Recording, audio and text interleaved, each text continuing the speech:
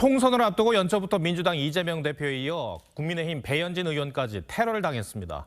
정치인들이 아무리 싫어도 절대 일어나서는 안 될 일입니다.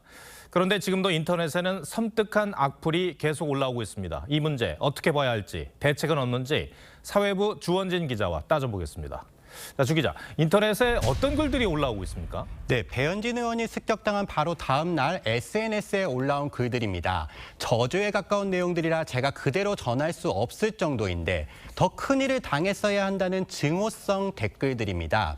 배 의원이 피습 3일 만에 퇴원하자 머리가 단단해 더 크게 안 다쳤다 등의 류의 조롱성 글들도 있었습니다.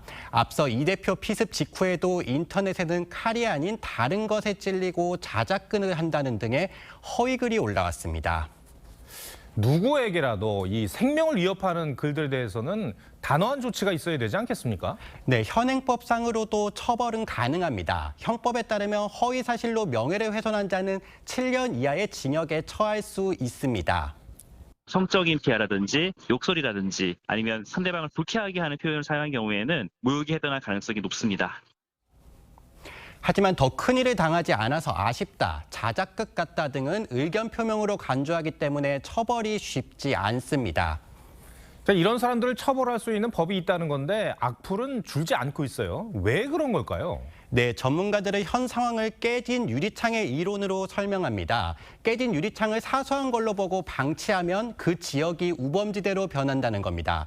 악성 댓글이나 허위 사실을 유포하는 유튜브가 큰 처벌 없이 넘어가는 상황이 계속되다 보니 사회 전체가 오염됐다는 겁니다.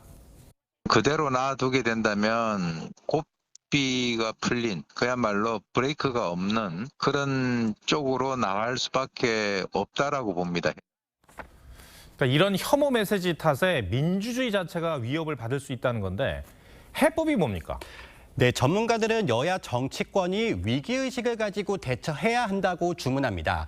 정치권이 자기 진영 내에 극단적 지지층을 제어하고 국회 문턱을 넘지 못하고 있는 살인 예고글 처벌법을 통과시키는 등 대책 마련에 나서야 한다는 주문입니다. 남 탓만 하지 말고 스스로 자기 쪽도 성찰해 보는 서로 간의 신사협정을 통해서 서로 간에 하지 말자. 정치 테러도 또 혐오 댓글도 다시는 보지 않았으면 좋겠습니다. 알겠습니다. 주원긴 기자, 잘 들었습니다.